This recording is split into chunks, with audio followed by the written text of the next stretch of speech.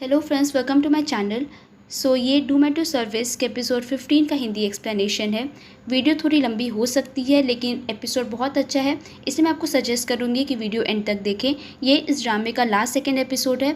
Video start करने से पहले एक छोटी सी रिक्वेस्ट है, अगर आपको वीडियो अच्छी लगे तो प्लीज़ इस वीडियो को लाइक कीजिए और चैनल को सब्सक्राइब कीजिए ताकि मुझे आगे वीडियोज़ बनाने के लिए मोटिवेशन मिले। तो चलिए वीडियो को स्टार्ट करते हैं।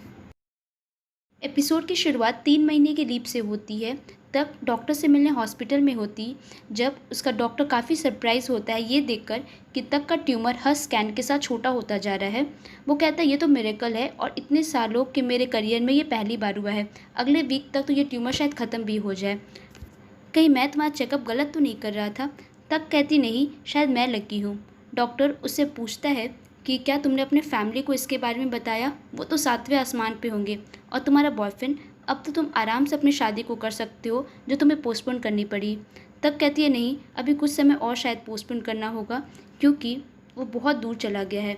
और तक की सोच कर बहुत ज़्यादा सैड हो जाती है। हॉस्पिटल से निकलने वक्त तक डेटी के रूम को देखती है जो कि खाली होता है।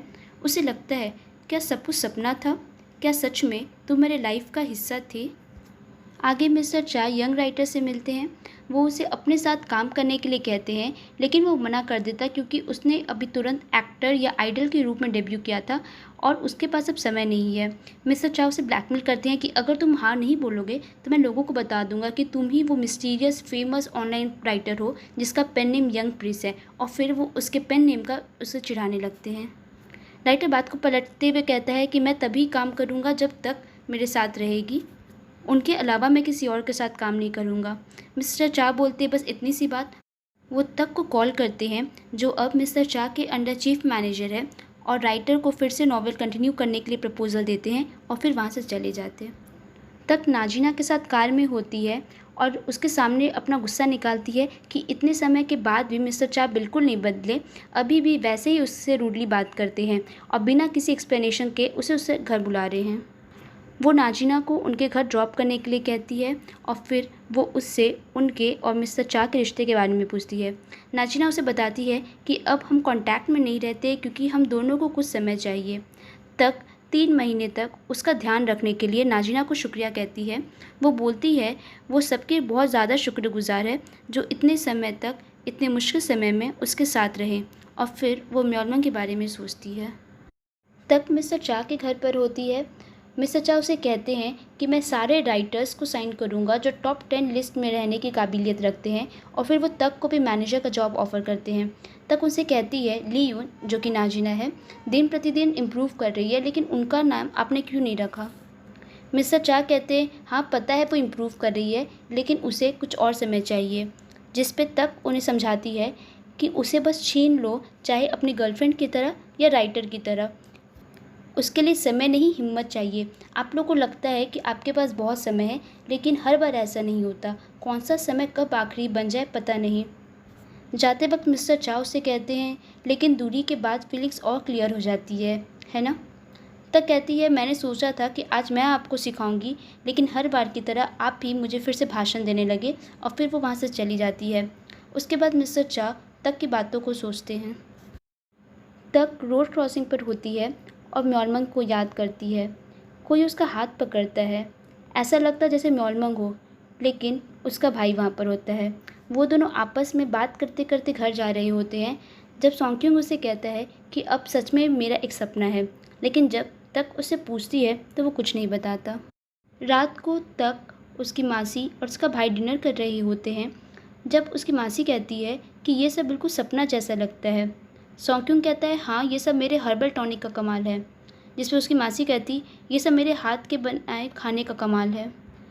तक कहती है शायद ये प्यार का कमाल है, जिस पर सोंगक्युंग बोलता है हाँ हाँ मेरे प्यार का कमाल है। उनकी मासी उन्हें कहती है कि अब उन्हें वो ऐसे नहीं छोड़ के जाएंगी, इसलिए वापस से कोरिया शिफ्ट होंगी और उनके अंकल को कोई प्रॉब्लम नहीं है। तक भी बोलती है मैं भी अब जॉब स्टार्ट करना चाहती हूँ क्योंकि ऐसे बीमार रह के मैं बहुत थक गई हूँ।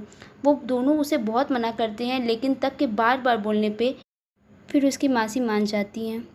सोंगक्युंग अपनी मासी को कहता है कि दी के बॉयफ्रेंड का वॉलपेपर अब तक उसके फ़ोन में है, इसका मतलब उन्होंने ब्रेकअप नहीं किया है। वो उनके बारे में कुछ बताती भी नहीं, सिर्फ इतना बताया है कि वो वापस से विदेश चले गए हैं। वो अपनी मासी को कहता है कि उससे पूछो कि क्या बात है, लेकिन उसकी मासी कहती है कि रहने दो, शायद वो बताना नहीं चाहती, अभी तुरंत वो ठीक हो रही है, वापस से स्ट्रेस देंगे तो बीमार पड़ जाएगी। आगे नाजिना बार बार मिस्टर चा के मैसेज का इंतज़ार कर रही होती है। उसी वक्त डोरबेल बजता है और सामने मिस्टर चा होते हैं। वो उसे राइटर के कॉन्ट्रैक्ट को साइन करने का प्रपोज़ल देते हैं, लेकिन नाजिना मना कर देती है, जिस पर मिस्टर चा कहते हैं, लेकिन मैं अब एक दिन भी तुम्हें देखे बिना नहीं रह सकता। वो उसे कहते हैं, मैंने कुछ भी किया हो लेकिन उसकी माफ़ी मैं नहीं मांगूंगा। मैं बुरा आदमी बनने को तैयार हूँ, इसलिए तुम मेरे पास आ जाओ। वो यहाँ पे लियून को धोखा देने की बात कर रहे थे। वो नाजिना को ड्रिंक पर इनवाइट करते हैं और कहते हैं फिर से वो गलती मेरे साथ रिपीट करो। वो उस किस के बारे में बात कर रहे थे जो नाजिना ने नशे की हालत में उन्हें किया था। इस पर नाजिना कहती है, नहीं वो गलती नहीं थी, मैंने आपको अनजाने में किस नहीं किया था। ये सुनकर तो एक बार मिस्टर चा की धड़कन भी तेज़ होने लगती है। वो जाते वक्त उसे कहते हैं, अब हम अगली बार तब मिलेंगे जब तुम कॉन्ट्रैक्ट साइन करो या फिर तुम मुझे किस करना चाहो। आगे तक अपने रूम से बाहर निकलती है और सामने म्योलमंग होता है, जिसे देखकर वो रो पड़ती है और गले लगाकर कहती है, मैं तुम्हें बहुत मिस कर रही थी, ये सपना तो नहीं है ना। म्योलमंग उसे बोलता है, बस एक रात तो हम अलग थे और तुम मुझे इतना मिस करने लगी, लो अब मुझे आराम से देखो। तभी अलार्म बजता है और तक इस मीठी से सपने से जग जाती है। सुबह सुबह तक कैलेंडर मार्क कर रही होती है। जब उसकी मासी उससे पूछती है कि ये क्यों कर रही हो, और तक उन्हें जवाब देती, क्योंकि ये मेरे अच्छे दिन हैं। तब फिर अपने कलीग से मिलती है। वो सब अपनी अपनी स्टोरीज उससे बताते हैं। उसकी एक कलीग को चीफ मैनेजर के पोस्ट में प्रमोशन मिल गया था। उसकी दूसरी कलीग एक बहुत ही फेमस राइटर थी जिसने अपनी आइडेंटिटी छिपाई रखी थी। उसका एक मेल कलीग था जो कि उसी की एडिटर कलीग को डेट कर रहा था। वो बताते हैं कि कैसे तक के एक CEO अब अपने घुटनों पर आ गए हैं और सभी को अच्छे से ट्रीट कर रहे हैं, ताकि वो सब भी अपनी जॉब न छोड़ दे, क्योंकि अगर ऐसा हुआ तो कंपनी का तो फिर दिवाला ही निकल जाना है। तक ये सारी बातें मिस्टर चा को कॉल पर बताती है और फिर उनसे मिलने ऑफिस जाती है। रास्ते में गुलाब के फूलों को देखकर उसे फिर से म्योलमंग की याद आती है, जब उसने उस फूलों को देखकर तक को शादी के लिए प्रपोज किया था। तक मिस्टर चा के ऑफिस जाती है। ऑफिस देखकर वो बिल्कुल ही सरप्राइज हो जाती है। ऑफिस के नाम पर सिर्फ 2 डेस्क लगाए रखे थे, कोई और वहाँ पे नहीं था। थोड़ी देर बातचीत के बाद तक उन्हें फिर अपने कलीग के बारे में बताती है, जिसने अपने पेन नेम को अपने बॉयफ्रेंड के नाम पे रखा। जिसमें मिस्टर चा सोचते हैं, क्या सारे राइटर्स ऐसे ही होते हैं जिन्हें वो पसंद करते, क्या उनके नाम पर ही अपना पेन नेम रख लेते। तक उनसे नाजिना के बारे में पूछती है। वो कहते हैं, हाँ मैंने पेपर दिया है, लेकिन उसने अभी तक साइन नहीं किया। शायद वो अब रोमांस नॉवेल लिखना ही नहीं चाहती, लेकिन मैंने अपने तरफ से कोशिश की। जिस पर तक बोलती, आप लोग इस स्पीड से कभी आगे नहीं बढ़ोगे। आप ये दिखाने की कोशिश कर रहे हो कि आप उसमें इंटरेस्टेड नहीं हो, ताकि वो भागी भागी आपके पास आ जाए, है ना। जिसे मिस्टर चा बोलते हैं, हाँ ऐसा ही कुछ।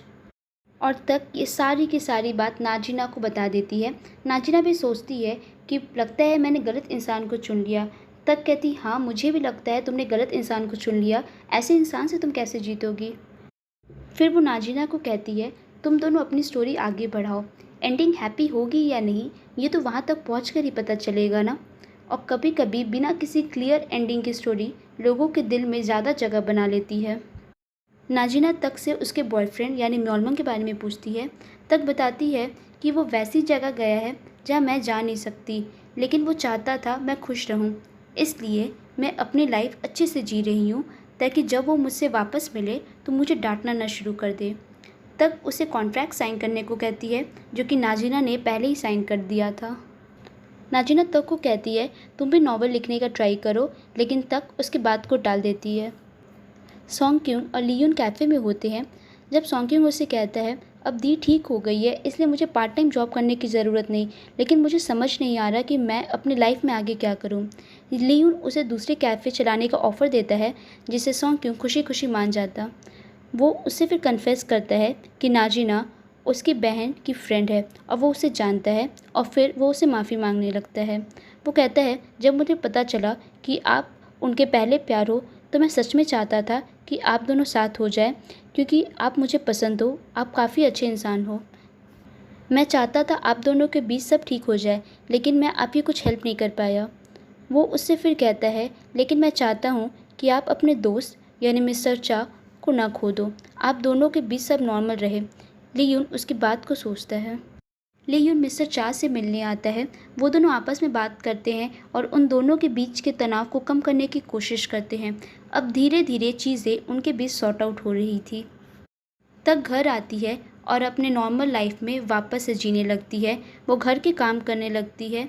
गुलाब के फूल को देखकर वो कहती, जब ये मुरझा जाएगा तो मैं दूसरा फूल लाऊंगी और ऐसा सोचूंगी कि ये तुम मेरे लिए लेकर आए, और इस तरह से मैं अपने आगे की लाइफ जीऊँगी।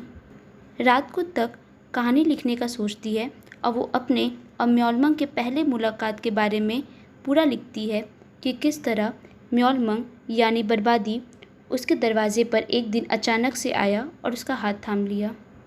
तक यंग राइटर से कॉन्ट्रैक्ट साइन कराने के लिए मिलने आती है। वो बोलता है, मैंने उस स्टोरी को पढ़ा जिसके बारे में आप मुझसे पूछ रही थी, वो डूम वाली, जिसकी एंडिंग को लेकर राइटर कंफ्यूज थी। क्या आप उस राइटर को जानती हो?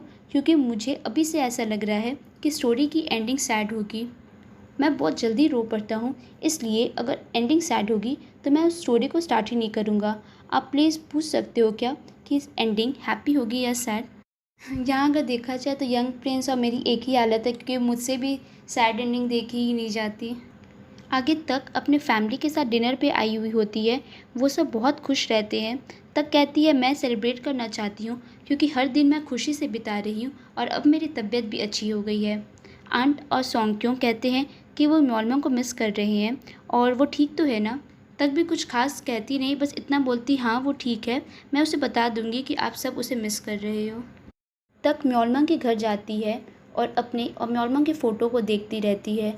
फिर वो म्योलमंग को मैसेज करती है अपने दिन के बारे में बताने के लिए। म्योलमंग का फ़ोन वहीं पर होता है और हम देखते हैं कि किस प्रकार तक काफ़ी दिनों से उसे अकेले ही टेक्स्ट करती रहती थी बिना किसी जवाब का। इस बार वो म्योलमंग के फ़ोन से खुद को टेक्स्ट करती है कि मुझे उम्मीद है कि तुम खुश होगी। ये टेक्स्ट करते वक्त उसके आंखों से आंसू रुकने का नाम ही नहीं ले रहे थे। तक उसके बेडरूम जाती है। उसके सामने म्योलमंग होता है, लेकिन जैसे ही अपने हाथ को बढ़ाती है म्योलमंग फिर से गायब हो जाता है। ये सब उसका ख्वाब था। वापस जाते वक्त बारिश हो रही होती है। तक को स्टैंड पर डेटी दिखती है। वो उसे बताती है कि उन्होंने सर्जरी ले ली है और अब वो बिल्कुल ठीक है। वो वापस जाने लगती है, लेकिन तक उन्हें पकड़कर अपना छाता दे देती है और खुद बारिश में भागने लगती है। डेटी अपने गार्डन में होती है। म्योलमंग उनसे मिलने आता है और तक के बारे में पूछता है। वो उन्हें बताती है वो ठीक भी है और नहीं भी। वो अपने फ्लावर को देख के कहती है, ये अब अच्छी तरीके से खिल गया है।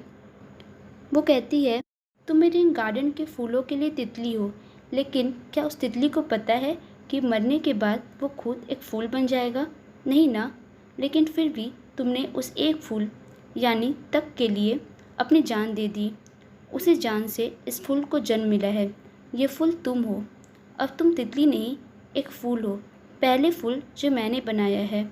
अब तुम इस गार्डन में खुशी से रहोगे, इंसान बनकर। यही तुम्हारी असली किस्मत है, यही तुम्हारी किस्मत में लिखा है। म्योलमंग मुझसे पूछता है, आपको ये शुरू से ही पता था ना? जिस पर डेटी कहती है, मुझे पहले से ये पता नहीं था, लेकिन मुझे तुम दोनों पर विश्वास था। वो उससे कहती है, तुम चाहो तो मुझसे नफ़रत कर सकते हो। लेकिन इस पर म्योलमंग कहता है, नहीं, मैं आपसे नफ़रत नहीं करता, मैं तो बहुत खुश हूँ। मैं खुश हूँ कि मैं फिर से तक को देख सकता हूँ। वो सोचता है कि उसके जाने के बाद डेटी अकेली हो जाएगी। वो डेटी को अकेला नहीं छोड़ना चाहता, लेकिन डेटी उसे विश्वास दिलाती है कि मैं हमेशा तुम्हारे साथ हूँ, इसलिए हम वापस से बहुत बहुत सालों के बाद यहाँ फिर से मिलेंगे। डेटी म्योलमंग को कहती है, तुम स्माइल करते रहो, क्योंकि मैं यही चाहती हूँ कि तुम हमेशा स्माइल करो। और अब उसके पास जाओ। जाते वक्त उसे वो तक का अम्ब्रेला देती है और बर्थडे विश करती है। तक वापस से अपने डेली लाइफ में होती है। वो मन में म्योलमंग को ये सारी चीज़ों के बारे में बताती है कि उसका डेली दिन कैसे गुजर रहा है। वो बस स्टैंड पे होती है और बैठी बैठी कहती है कि मैं हमेशा तुम्हारा इंतज़ार कर रही हूँ। तुम्हारा इंतज़ार करते करते मैं अब अपने लाइफ के सारे इंसान को, उनके चेहरे को ध्यान से देखती हूँ कि कहीं ये तुम तो नहीं, एक दूसरी शक्ल के साथ मेरे आसपास।